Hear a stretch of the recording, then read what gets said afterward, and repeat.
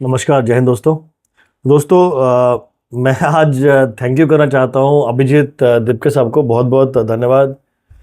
सौरभ दास को।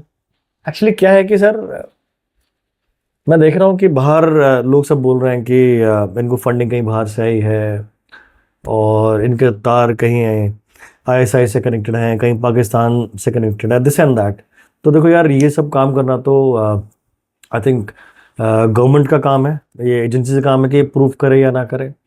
बट मैं दिल से इनको थैंक यू बोलना चाहता हूँ। उसका रीज़न ये है कि इस प्रोटेस्ट के दौरान इन्होंने हमें बहुत चीज़ सिखाई है। तो सबसे पहली चीज़ उन्होंने सिखाई हमें कि जो अवेयरनेस है अपने बच्चों की, वो हमें थोड़ी ज़्यादा करनी चाहिए अब। क्योंकि क्या है कि ऐसा नहीं कि पेरेंट्स जो थे वो पहले बच्चों का ख्याल नहीं रखते थे या उनकी वो क्या एक्टिविटीज़ कर रहे हैं उसमें उनका ध्यान नहीं था। बट ये है कि हमें थोड़ा सा मोर अटेंटिव अवेयरनेस करनी चाहिए। देखो, क्योंकि देखो, मैं खुद पिता हूँ, मेरे दो बच्चे हैं। तो बेसिकली मैं इस बात को जानता हूँ कि बच्चों के एक्चुअली में दो दुनिया होती हैं। एक तो वो है जहाँ पे वो हमारे साथ रहते हैं। आपको ये पता है कि मेरा बच्चा स्पोर्ट्स में अच्छा है, पढ़ रहा है, इसको आइसक्रीम बहुत पसंद है, या इसको भिंडी पसंद नहीं है, या तोरई पसंद नहीं है, या ये छोटी मोटी चीज़ें। तो आपको एक तो ये चीज़ें पता होती है। लेकिन दूसरे हाथ पे जब ये अपने दोस्तों में जाके मिलते हैं तो कैसे दोस्तों में मिलते हैं, उनकी किस तरीके से उनके साथ वो घुलते मिलते हैं, क्या बातें करते हैं। अब बच्चे थोड़े जैसे बड़े होते हैं, 10-12 साल के, 15 साल के बच्चे बड़े होते हैं, तो फिर उनके हाथ में फ़ोन भी आ जाता है, लैपटॉप भी आ जाता है।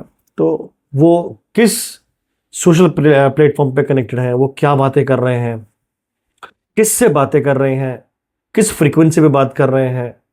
सो मैं ये नहीं कह रहा हूँ कि पुलिसिंग कर लो, बच्चों को डराओ धमको, ऐसा नहीं है बिल्कुल भी। हाँ, लेकिन हमें एज ए पेरेंट थोड़ा सा और इनके प्रति अटेंटिव होना चाहिए, थोड़ा समझना चाहिए, इनकी इमोशंस को भी समझना चाहिए।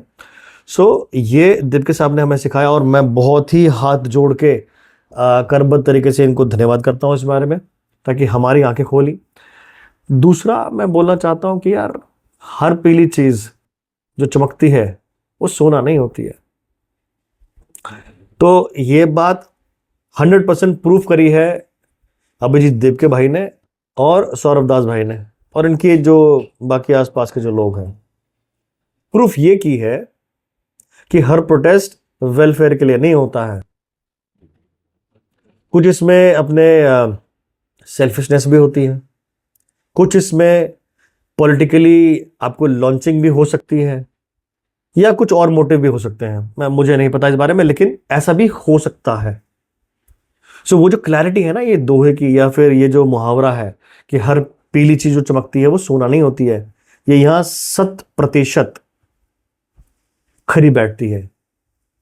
कि भाई साहब, थोड़ा सोचो समझो, जिस प्रोटेस्ट में जाने की कोशिश कर रहे हो वो क्या प्रोटेस्ट एक्चुअली में है बच्चों के लिए या नहीं है। देखो, इसका जो कोर मुद्दा था इस प्रोटेस्ट का, वो नीट एग्जाम था कि भाई साहब वो लीक हो रहा है और उससे न केवल बच्चे, उनके फैमिली तक भी बची नहीं थी, उससे वो इम्पैक्ट हो रहे थे। और हो क्या रहा है, हम सब भी इम्पैक्ट हो रहे हैं। क्योंकि देखो यार, अगर 25 लाख सालाना नीट के जो एस्पिरेंट्स हैं वो पेपर देते हैं, तो कहीं ना कहीं 1 करोड़ 2 करोड़ मेरे ख्याल से इनकी जो फैमिली, अगर मल्टीप्लाई कर दो 4 से, तो आप समझ सकते हो कितनी बड़ी संख्या है जो इससे इम्पैक्टेड होती है। और न केवल नीट यार, बाकी तो एग्जाम्स हैं वो सब भी तो इम्पैक्टेड होते हैं। अब झारखंड की बात ले लो, वहां तो प्रोटेस्ट जो हो रहा है पीसफुल हो रहा है, उसमें कोई पॉलिटिकल पार्टी नहीं है। अब मुझे बता दो कि ये दीप के भाई साहब कहाँ पर हैं। वैसे तो इनको टाइफाइड हो रखा है ना, और वैसे ये अपने कोक पी रहे हैं। तो पता नहीं यार, मुझे तो नहीं समझ में आता कोक और टाइफाइड का रिलेशन। तो दीप के भाई से फिर हाथ जोड़ के नमन इनको करता हूं मैं कि उन्होंने हमें सिखाया कि हर जो चमकती चीज, पीली जो चीज होती है वो सोना नहीं होती है। फिर यार देखो, आप ये समझो कि जो लॉ एंड ऑर्डर है ना वो हमारे लिए बनाया गया है। हम अगर ओबे नहीं करेंगे उसको उसको नहीं ढंग से फॉलो करेंगे, तो यार फिर तो क्या मच जाएगा, फिर तो अनार्की फैल जाएगी, फिर तो जिसका जो मन करेगा उसको कोरा के पकड़ लेगा। तो फिर जब लॉ एंड ऑर्डर फेल होता है तो फिर लोग आके इससे क्वेश्चन क्यों करते हैं कि ये हुआ वो हुआ। अब इस प्रोटेस्ट में क्या हुआ यार, जो आपके सराउंडिंग में जो पब्लिक प्रॉपर्टी है, ये किसने बनाई है? ये गवर्नमेंट बनाई है? ना ना, ना ना, ये गवर्नमेंट की नहीं है भाई, ये हमारी प्रॉपर्टी है। कैसे? मैं टैक्स देता हूँ उसका भाई, टैक्स से ही खरीद आती है ये चीजें। गवर्नमेंट के पास कोई पेड़ तो लगा नहीं हुआ, उसको इनकम कहाँ से होती है? मेरे टैक्स से होती है ना भाई।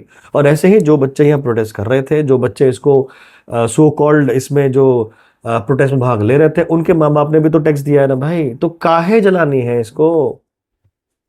तो ये बात फिर अभिजीत दीप के सामने और सौरभ दास भाई ने सिखाई। बहुत बहुत धन्यवाद कि आपने सिखाया कि भाई लॉ एंड ऑर्डर को फॉलो करना चाहिए। कोई भी पब्लिक प्रॉपर्टी जो सबकी है, या क्यों जलाना है उसको? Why to destroy it?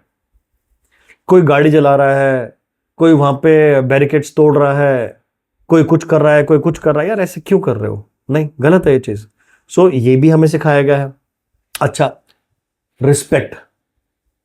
Respect बहुत बड़ी चीज है। देखो यार, रिस्पेक्ट ना आपको कोई सिखा नहीं सकता, आपको अंदर से आता है रिस्पेक्ट। अब फॉर एग्जांपल, अगर आप जैसे रोड पे जा रहे हो, तो कोई बूढ़े अम्मा, कोई बड़े बाबा जा रहे हो, तो आपके अंदर से रिस्पेक्ट आती है कि अगर इनको सड़क क्रॉस करते चलो यार, हाथ पकड़ के ना सड़क क्रॉस करा दो, या इनको पोलाइटली बोलो। अगर आपको डांट भी दें तो आप पोलाइटली बोलो। क्यों? किसी ने आपको बोला करने के लिए ऐसा कि आपको पोलाइट होना चाहिए, आपको प्यार से किसी की हेल्प कर देनी चाहिए? नहीं, ये आपके दिमाग ने इवेल्युएट किया कि भाई नहीं, ये जो बंदा है ये रिस्पेक्ट का पात्र है, तो रिस्पेक्ट करनी चाहिए। अच्छा, ना केवल बाहर वालों की रिस्पेक्ट या बड़े लोगों की रिस्पेक्ट, आपको अपनी रिस्पेक्ट करनी चाहिए भाई। अब जो इसके अंदर सो कॉल्ड जो कॉकरोचेस गए थे, और उनके साथ साथ ही कुछ जो बच्चे चले गए वहां पे, और तमाम वीडियोस हैं इंटरनेट के ऊपर में, बहुत सारी वीडियोस हैं। कोई गाली गलौज कर रहा है, कोई भद्दे भद्दे वर्ड बोल रहा है, क्या कुछ नहीं बोल रहे हो यार तुम लोग? इससे तुमने किसी को डिफेम किया है? चलो लेट्स टॉक स्ट्रेट। तुमने मोदी को डिफेम किया है, या तुमने गवर्नमेंट को डिफेम? नहीं भाई, तुमने किसी को डिफेम नहीं किया, तुमने अपने आप के ही डिफेम कर लिया है। ये तुमने प्रूफ किया है कि तुम इतने भद्दे जो वर्ड बोल रहे हो ना, ये तुम खुद गलत हो, तुम्हें खुद अपनी रिस्पेक्ट नहीं है। सो अगर आपको खुद की रिस्पेक्ट नहीं है, तो कोई तुम्हारी रिस्पेक्ट क्यों करेगा भाई? कोई नहीं करेगा रिस्पेक्ट। सो पहली बात, आपने खुद अपनी रिस्पेक्ट खो दी वहां पे। इसके ऊपर आपने उन लोगों की रिस्पेक्ट खोई जो आपके पेरेंट्स हैं। पेरेंट्स, मैं देख रहा हूं बहुत सारे वीडियोस में बेचारे माता पिता आ रहे हैं, अपना मुंह कवर कर रहे हैं, और वो जैसे ये बच्चे माफी के जो अपॉलॉजी वीडियोस बना के डाल रहे हैं, वो भी साथ में अपॉलॉजी डाल रहे हैं। यार क्यों ऐसा करना है?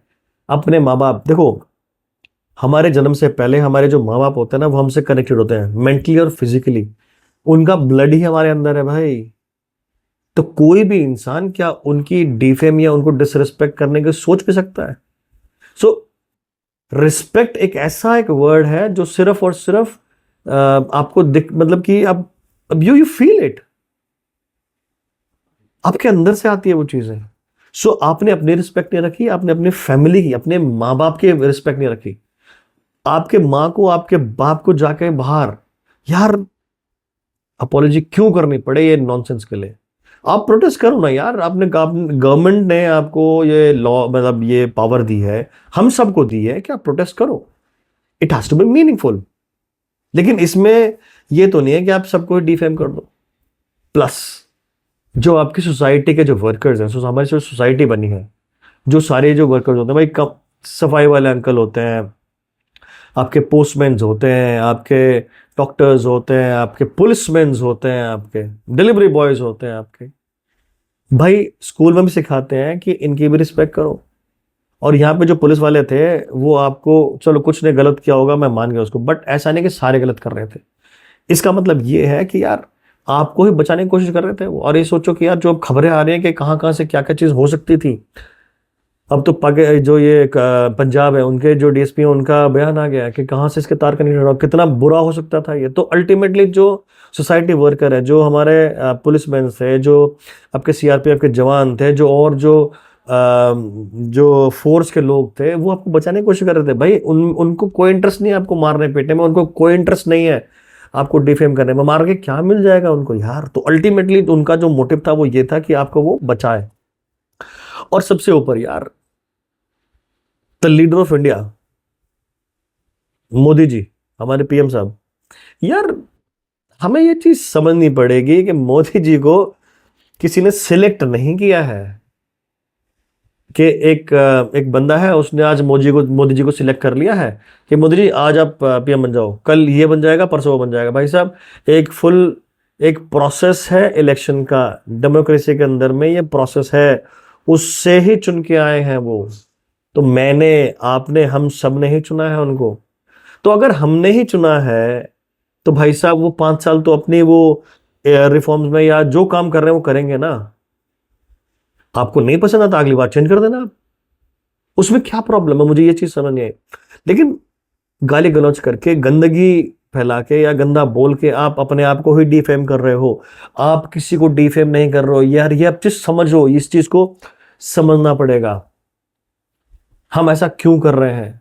सो यार, ये चीजें जो मुझे लगा कि अभिजीत देवके भाई ने और सौरभ दास भाई ने सिखाई, मैं हाथ जोड़ के उनका धन्यवाद करता हूँ कि हमें इतनी इंपॉर्टेंट चीजें हमें सिखाई, और हम जो कहीं ना कहीं लैक कर रहे थे या मिस कर रहे थे अपने अपने अंदर, अपनी सोसाइटी के अंदर, आई रियली हैड्स ऑफ कि आप लोगों ने एफर्ट्स करके हमें ये चीज़ सिखाई। So thank you so much, और इस वीडियो को देखने के लिए बहुत बहुत धन्यवाद। Thank you. जय हिंद, वंदे मातरम।